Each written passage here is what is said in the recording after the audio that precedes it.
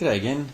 For this video we're just looking at another application of integration, and for this one it's arc length. So what we're talking about with arc length is if we have some function, we want to know how far it is between some x value of a and an x value of b, between these two. In other words, how far, if you walked between those 2 points, how far is that length? And what we find is that that length is equal to the integral between a and b. I'll show you this in class. Square root of 1 plus dy dx, so the derivative of the function squared dx. So that's your formula for finding out the arc length. Let's go to an example. Find the arc length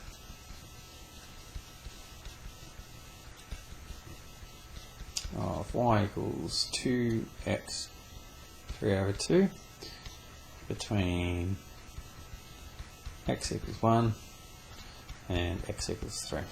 Alright, so let's crack it. Length is equal to the integral between 1 and 3, square root 1 plus, now the derivative of this function, the 3 on the 2 comes down the front, that becomes 3. X 3 on 2 minus 1 is equal to a half. And we need to square that. A lot of people forget to square it, so just be careful to square that function. A lot of people just go 3 plus, that sort of thing. So just be careful. So that's equal to the integral of 1, 3, square root of 1 plus 9x dx.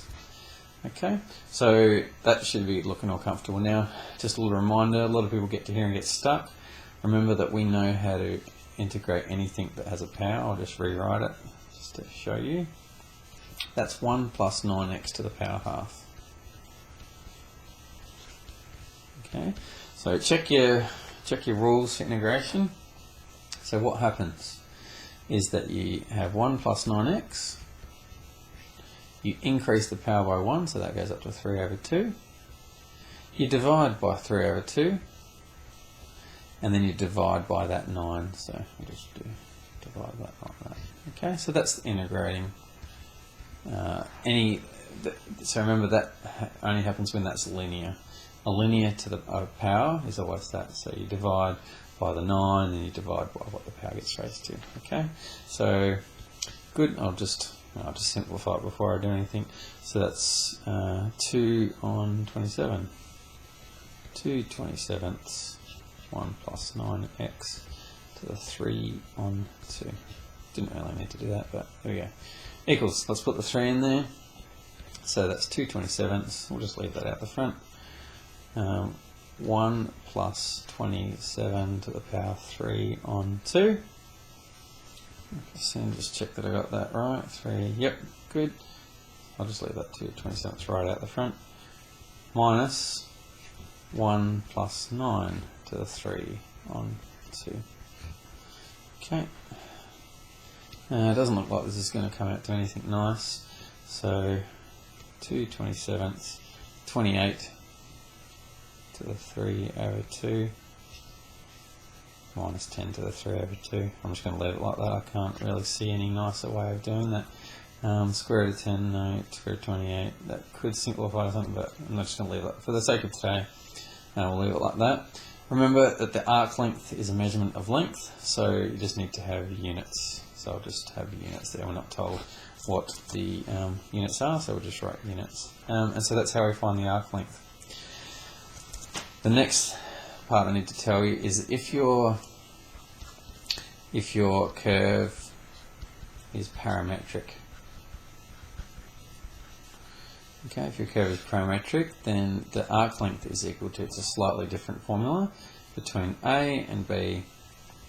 The formula is dx dt squared plus dy dt squared dt. Okay, so a bit of a different formula. So remember, y is equal to a function of t, x is equal to a function of t. That's how your curve will be defined. this is how to find the arc length in that situation. And these are the values of t.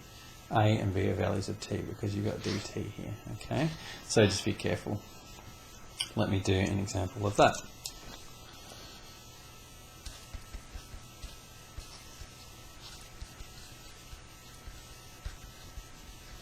So find the arc length of y equals 2 sine t, x equals 2 cos t,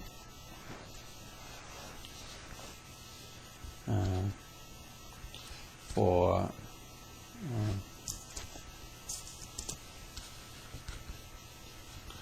between t equals 0 and t equals pi on 2. Let's do that. Here we go. Arc length is equal to between 0 and pi on 2 the square root. Now, dy dt is 2 cos t squared plus dx dt is negative 2 sine t squared dt. We'll have enough space if I go down. Let's see, 0 pi on 2. Now let's do this. So this is 4 cos squared t plus 4 sine squared t dt. Now you can probably see it already, but I'll just go a little bit slower just in case you can't. That's the square root of 4 cos squared t plus sine squared t. Okay, so just taking that 4 out. And this here, right there, that's 1. Okay, cos squared plus sine squared is always equal to 1, no matter what's going on. So that's just the integral of 0 to pi on 2. 4, the square root of 4 comes out of there, goes to being 2 dt. Nice and simple. Now you might have asked me, you've got square root of 4, and you've taken the square root of 4, isn't the square root of 4 plus or minus 2? You are correct. In this case, because my t values are both positive, we've got 0 to pi on 2, I don't need to consider negative values of that, so that is fine, like 2t, 2.dt, pardon me.